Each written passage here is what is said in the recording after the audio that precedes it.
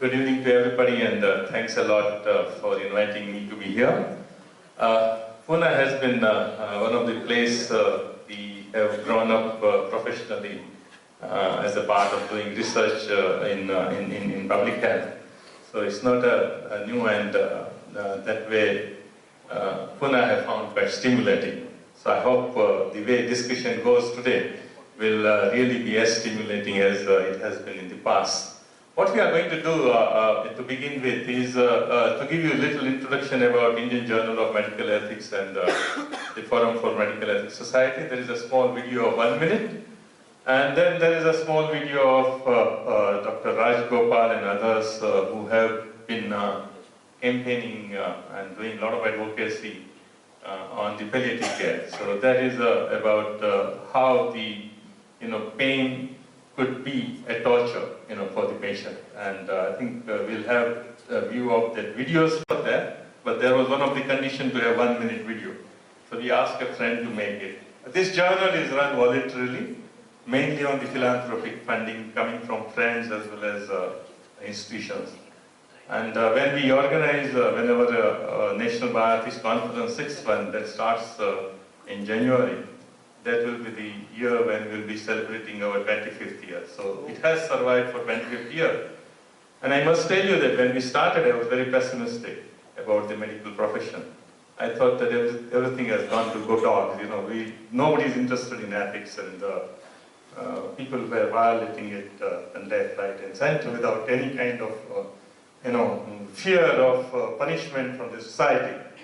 The very fact that it survived, this 25 years, what I have learned is that there are a large number of good doctors around. They are not many times in the leadership and running IMAs and medical councils, but they are all around taking care of patients. And for us, that is the time. This is the time when to strengthen their voice, and I think because of that, the journal survived. Now we go to the topic of the today. And there is a short video, and then we'll have a presentation. We've been spending a great deal of time thinking about a campaign, which is entitled "To Stop Torture in Healthcare." And this lack of access to pain relief, one can consider it as a form of torture. So when one does campaigns, typically you don't offer the solution. You offer the problem, and then you ask the many, many stakeholders to think about what solutions they might make.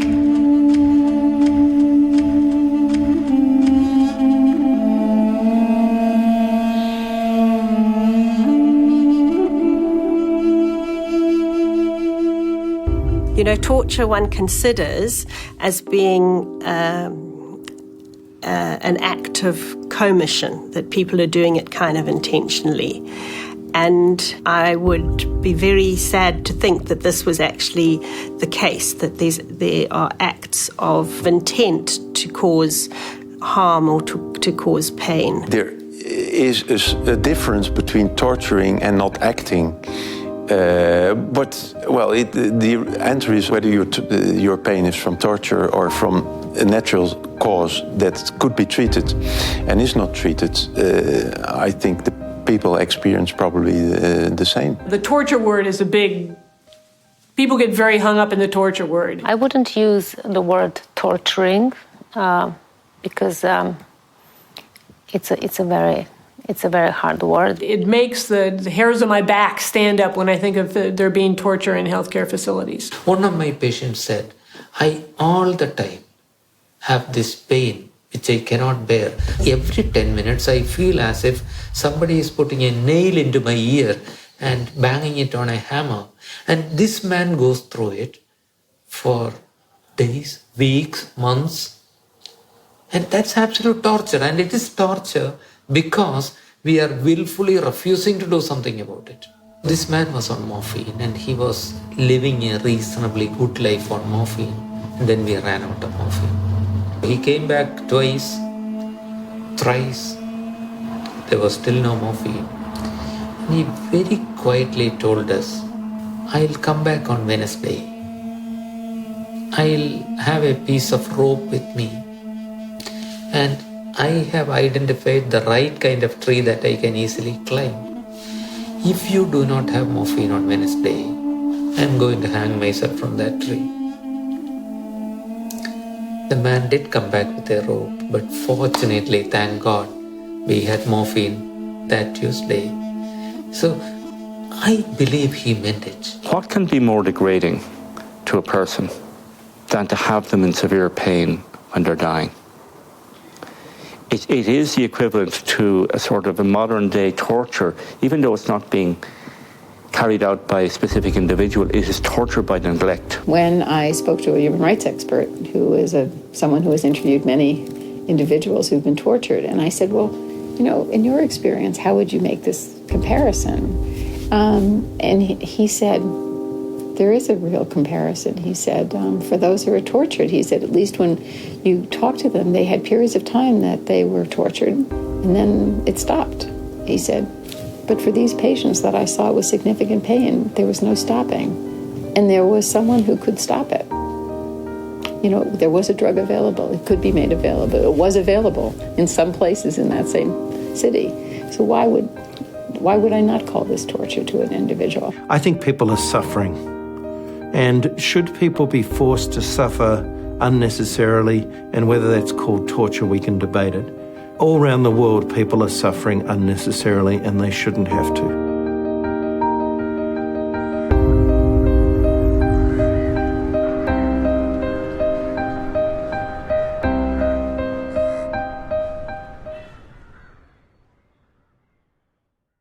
So this is about why we need really universal access to healthcare services, and as a part of that, the services for those who are actually suffering and not doing it, particularly those who are in real pain, is a kind of subjecting them to the torture. And I think this is a very strong point made. Not an easy thing to digest, but we do see it happening all the time. As we begin our work in medical ethics, I must tell you that as a health activist in my earlier time, and I was just talking to Dr. Arun Kadre when he said that he was finding it extremely difficult to convince his health activist friend to get interested in this subject. But if I remember my own evolution as a professional, we had very little interest in bioethics simply because we thought that bioethics dealt with only in the issues related to the beginning and end of life. Well, we were more interested in something in between, where a lot of things happen, and that was the life, where what happens to the individuals as well as groups, and in their relationship with the healthcare services was very important. And that's where the activists have been working in quite a big way.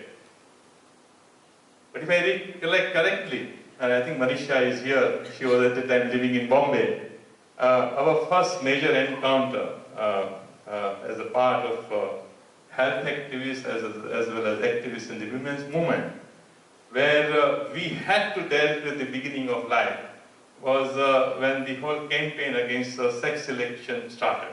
This was 1984.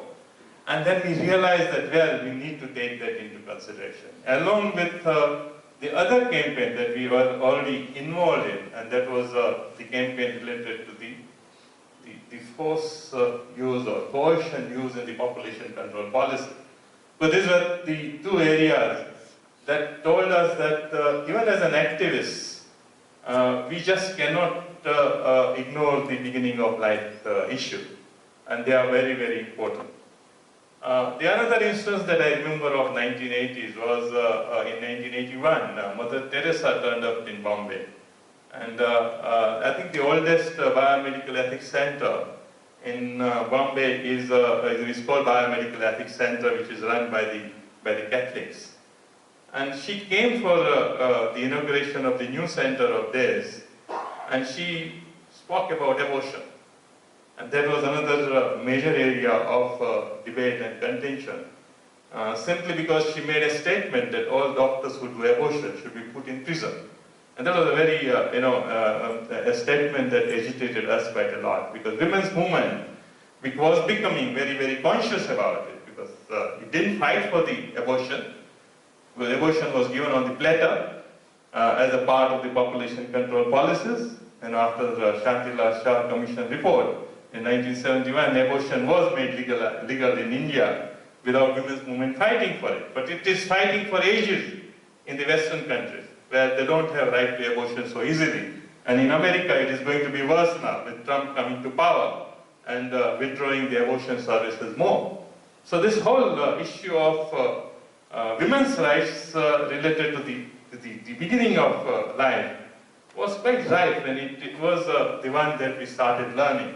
And we said that, well, yes, bioethics and the beginning of life issues are also part of the larger life issues that we are talking about. Maybe corruption in healthcare, maybe integrity, maybe related to the clinical trial, research ethics and all kind of stuff that we are talking about, or ethics in vaccination and all. But this one should not be neglected.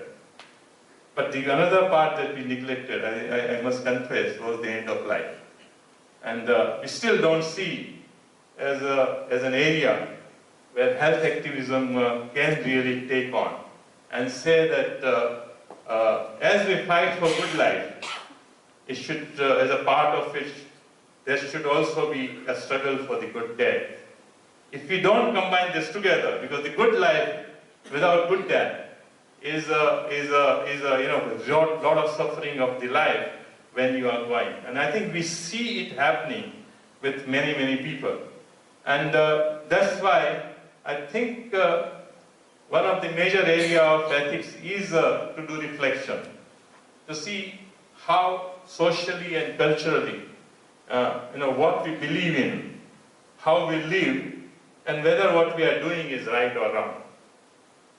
We have created a health services which is strongly based on the private sector and the market.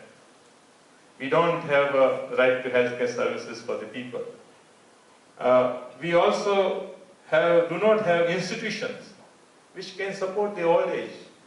Unless you have money and you have booked yourself in some good old age home, we have only families which are supposed to take care of that. So all of them create certain dynamics, and we need to reflect.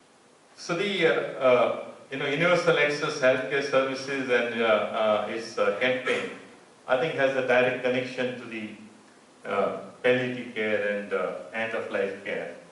There are a number of international declarations and standpoints that you will get, which tells you that there is a recognition for better support and better care in the end of life. So Universal Declaration of Human Rights, the UN Committee on Economic and Social Rights, that is also paragraph 4 that talks about the right to health, and it talks about what are the ideal standards which are required in order to ensure that everybody has a healthy life. So it also talks about providing this kind of services. The UN Convention Against Torture, if you look at the definition, you will find that there is a state responsibility to ensure that people do not get inflicted with pain as well as humiliation and indignity in the care. The Constitution of India, the right to life and personal liberty and self-determination, all of them contain the elements of palliative care and end-of-life care, human rights. The one area that make us to think about is, what is the dignified death? What are the various elements involved in it? This comes from a lawyer, Dr. Kishore, the paper which we published in Indian Journal of Medical Ethics. He talks about that which is in the accordance with person's wishes and moral values, that which is quick and easy with least pain and agony, that where the person is able to determine the manner and time of the death, that where the dying process is not unnecessarily prolonged, that which is not preceded with feeling of isolation, loneliness and helplessness, that which comes without undue interference, that's where the person's self-estimate remains intact, that's where the person's privacy is maintained as per the requirement of that person's wishes. That which is quiet and does not cause stress, and that which follows the adequate preparedness for both patients as well as the loved ones of the patient. And that creates a lot of ethical and legal challenges. Where is a person that is deciding? I think those who are from medicine, I'm sure they will be talking about definition of that. There is a lot of issues there. In the Organ Transplantation Act, the death is defined as a brain death if you are harvesting the organ. But what about the person who is not donating the organs? How will you look at that person's death and definition? If a brain dead person is treated as dead, at what point of life, point time, the life support system can be withdrawn? When the person is not donating the organ. Does a person have a right to choose the time and manner of his death?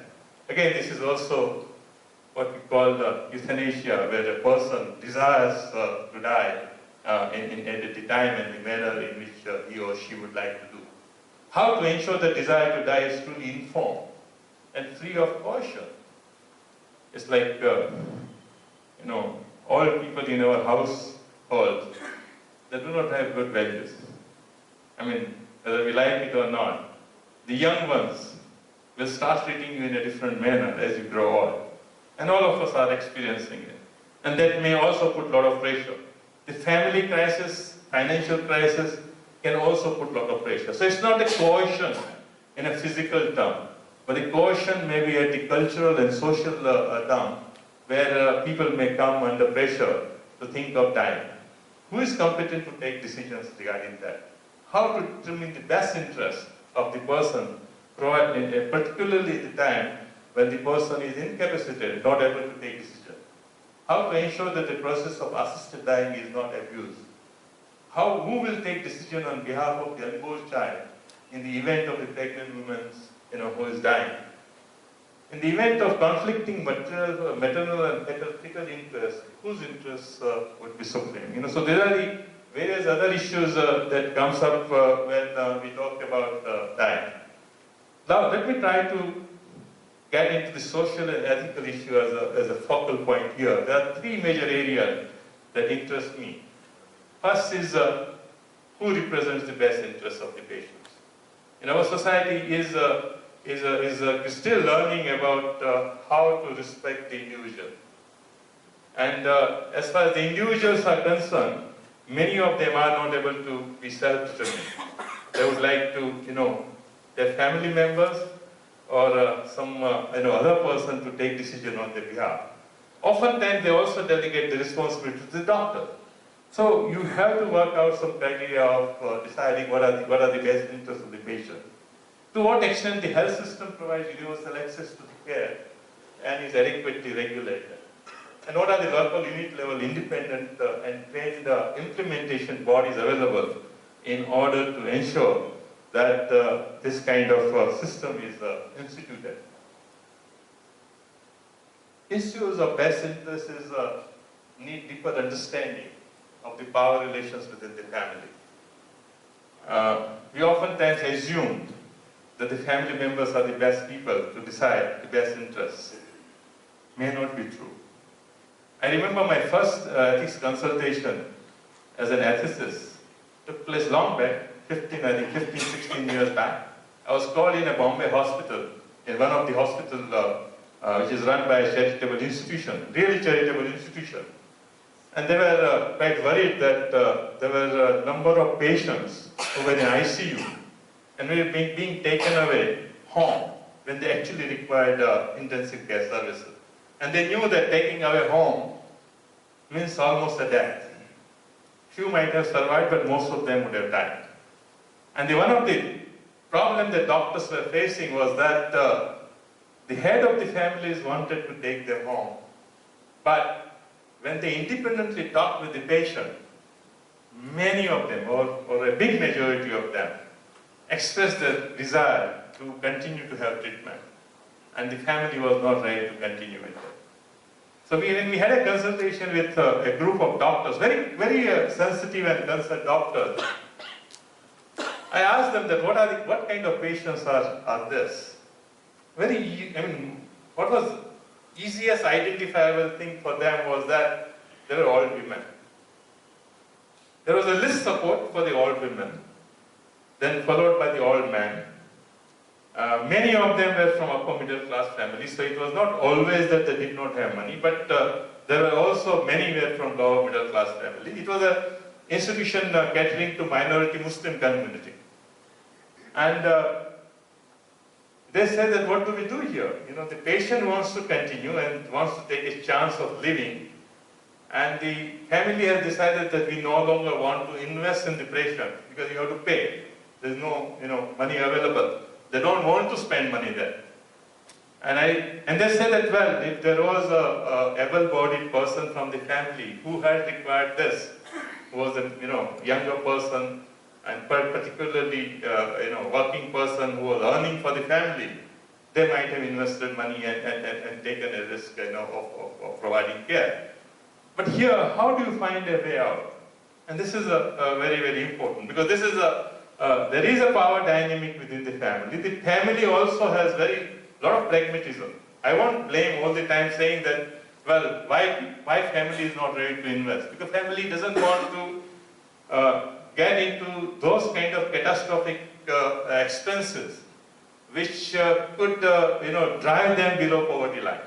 As you know that in India, one of the major causes of poverty is the healthcare expenditure when there is an emergency in the family, and people were not are not ready to really do that, and patients are not able to protest in public simply because they also have empathy for them, saying that, well, if we demand this too much, they will go into poverty. So how do you change the situation? So one has to look at the role of gender and the power relationship, the age issue in the family, and try to negotiate those aspects.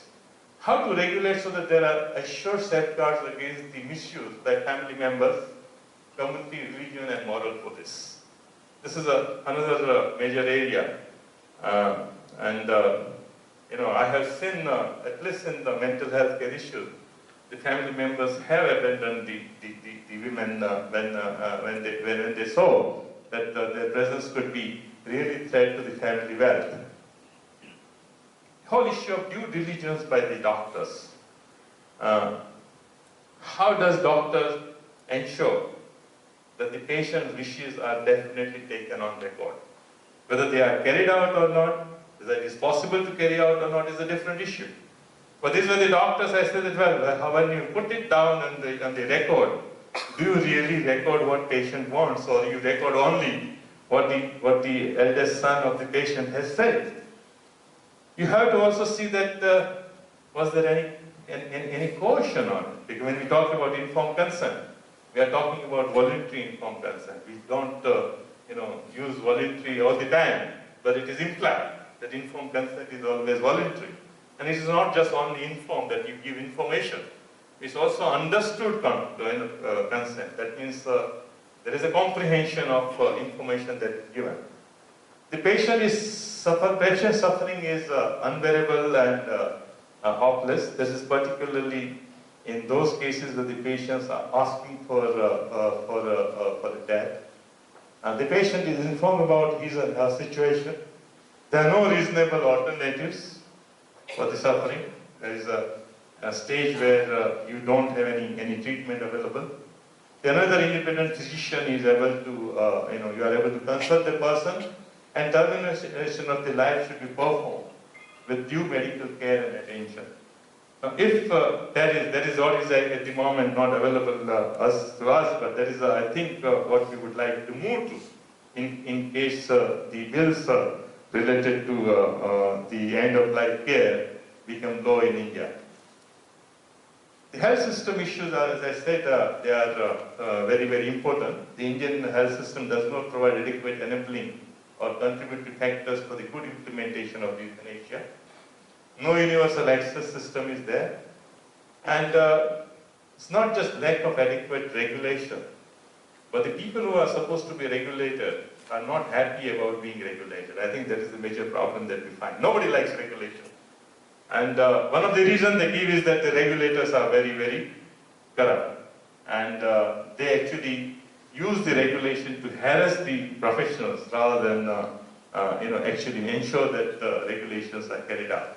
So this is one major area, and we need to look into that, how we ensure that regulatory system is more transparent and accountable so that the regulations are really carried out. Because you cannot have end-of-life care legalized without having good regulatory system in place. You see the Netherlands, which is always given out as a major example, that how they have taken into this end-of-life care issue. And you will find that it has a health system which is highly regulated. It is universal access. In addition to that, they have a very good system of general practitioners providing care. You'll find that much of euthanasia carried out there, voluntary euthanasia carried out there is done through the general practitioners. We have a film, actually, 1 hour long film, if anybody wants to see it, which depicts how exactly it happened, showing both the dilemma and the problems that the doctor faces in providing euthanasia as well as the patients and the family.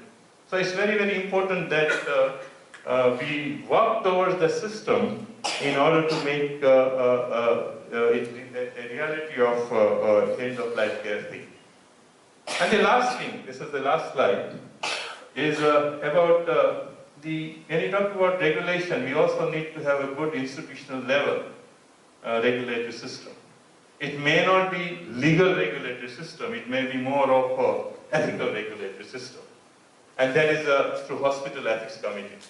Unfortunately, as compared to the developed countries, our hospitals don't have their own ethics committees where the doctors who are involved in providing end-of-life care to their patient can consult on the dilemmas they face on ethical aspects as well as social aspects, which needs to be created. I think that the clinical ethics consultations within the hospitals and having a formal structures for deliberation of the challenges that we face in taking care, in palliative care as well as in the end-of-life care is very, very important.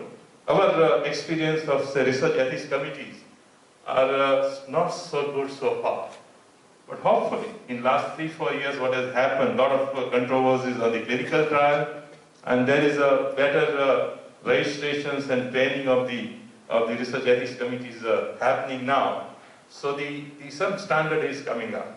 Hopefully, along with this, we will also institute the system of ethics committee within the hospital, or hospital ethics committee, which can look at the institutional ethics as well as the clinical ethics together.